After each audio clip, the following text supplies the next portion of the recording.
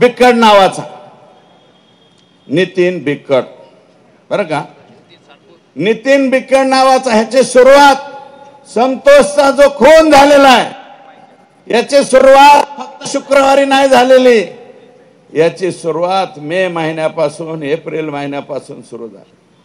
आमच्याकडे कंपन्या यायला लागल्या, O2, रिन्यू पॉवर, अजून काही 1-2 कंपन्या ज्याचं परदेशाशी कॉन्टॅक्ट आहे.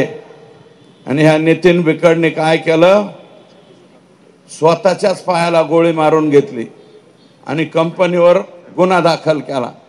कंपनीवर गुन्हा दाखल केला, कोर्टापर्यंत गेला, हायकोर्टात कॉम्प्रोमाइज केलं, जे सिद्ध झालं स्वतःच्याच हाताने गोळी मारून घेतली म्हणून. पण तरी कंपनीवाले म्हणले थोडंफार मिटवून टाका. कंपनीवाल्याकडूनच पैसे घ्या. मी हे गोष्ट सांगतो म्हणजे पोरांनो, तुम्ही याचा वापर करू नका बरं का, नाहीतर तुम्हाला सुद्धा याच रस्त्याने जावं लागेल. तर हे कॉम्प्रोमाइज केलं, काही रक्कम घेतली आणि तिथून पुढं हा नितीन बिक्कड धाराशिव, बीड या जिल्ह्यामध्ये ह्याचा वावर वाढत गेला. वावर वाढत गेला. हा कंपन्याच्या ते सिक्युरिटीचं काम घ्यायला सुरुवात झाली. सिक्युरिटीचं काम घेता घेता यांचे हळूच वाल्या कोळीची भेट झाली. वाल्या कोळी नाही म्हणणार मी, कोळी एक जमात आहे, मी माझा शब्द परत घेतो. वाल्याचं ते फार मोठे आहे, वाल्मिकी, वालू बाबा म्हणतो मी, आका, या आकाची भेट झाली. आकाची ह्यांची मीटिंग झाली. मला हे द्या, हे नको, हे असंच ठेव, ते डायरी. मीटिंग झाली आणि मीटिंग झाल्याच्या नंतर ठरलं, वालो काका आणि हम साथ में मिलकर काम करेंगे, किसका भी बाजा बजाएंगे, किसको भी जेल में डालेंगे, कुछ भी करेंगे. 14 जूनच्या पूर्वी अगोदर यांची ओळख झाली.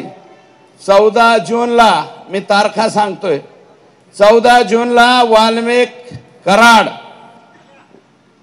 आका, नितीन बिक्कड, अनंत काळकुटे, अवादा कंपनीचे शुक्ला नावाचे अधिकारी यांची परळीला धनंजय मुंडे यांच्या बंगल्यावर बैठक झाली. राज्याचे मंत्री आहेत ते, मी धनंजय मुंडे साहेब म्हणतो.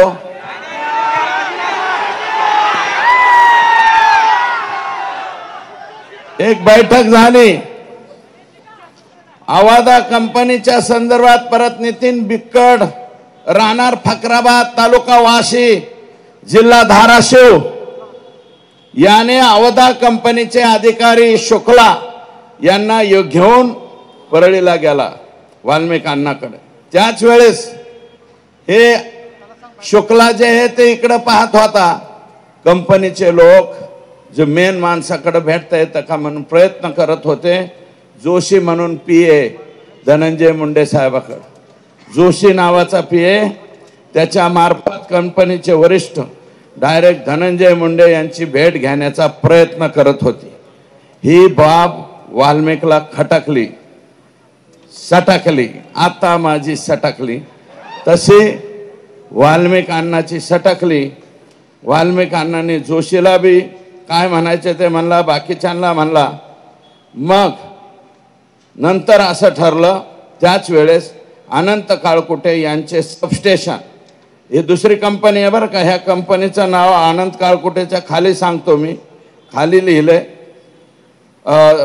त्यांचं एक सबस्टेशन म्हणजे 132 kVचं सबस्टेशन, 120, 33 हे जे सबस्टेशन चालू असतात त्या सबस्टेशनचं काम आय एनर्जी, त्या कंपनीचं नाव आहे आय एनर्जी.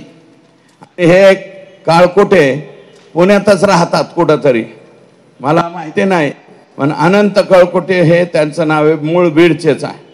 आय एनर्जी या कंपनीची मीटिंग DM म्हणजे अवादा जी मस्सा जोगला आहे, संतोषच्या गावी अवादा कंपनी आली आणि हा आय एनर्जीवाला यांची मुंबईला धनंजय मुंडे यांच्या बरोबर बैठक ठरली।